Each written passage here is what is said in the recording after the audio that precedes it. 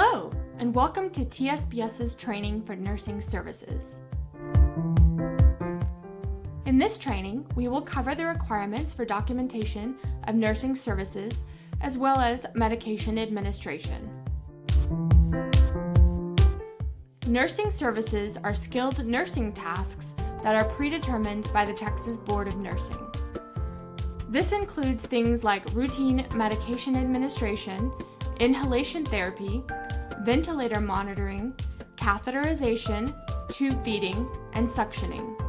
For a full list of skilled nursing tasks, please refer to the Texas Medicaid Provider Procedures Manual or contact your TSBS specialist for assistance.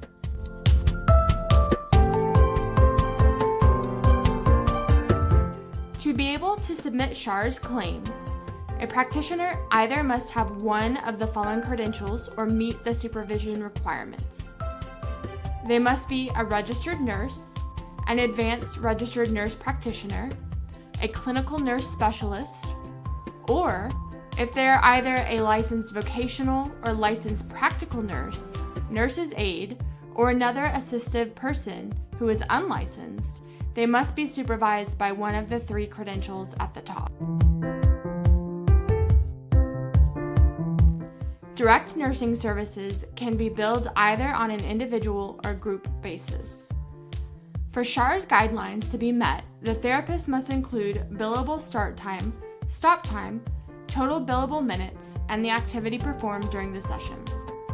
Time spent performing direct nursing services can be added up throughout the day, as long as it is for the same date of service. The maximum allowable for direct nursing services is 4 hours per day. The other main nursing service that may be billed for SHARS is routine medication administration.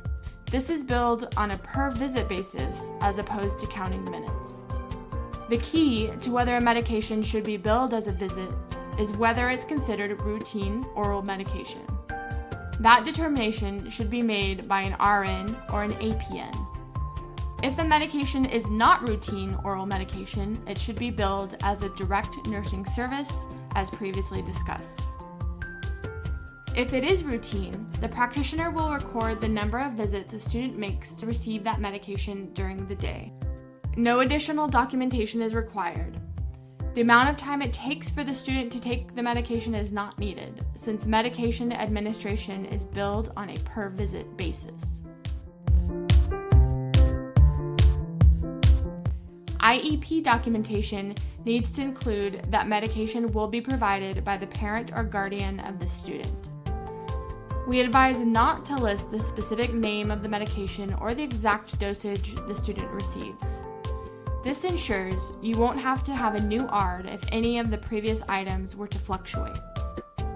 It is required that the need for the services is documented in the student's IEP. The ARD minutes should include recommendations derived from the nurse's or physician's evaluation of the student's needs. Nursing services need to be stated with the same level of detail as provided with the other related services, but due to the types of services, it may be appropriate to add language such as needed. Remember that the actual format of the IEP is a local policy decision.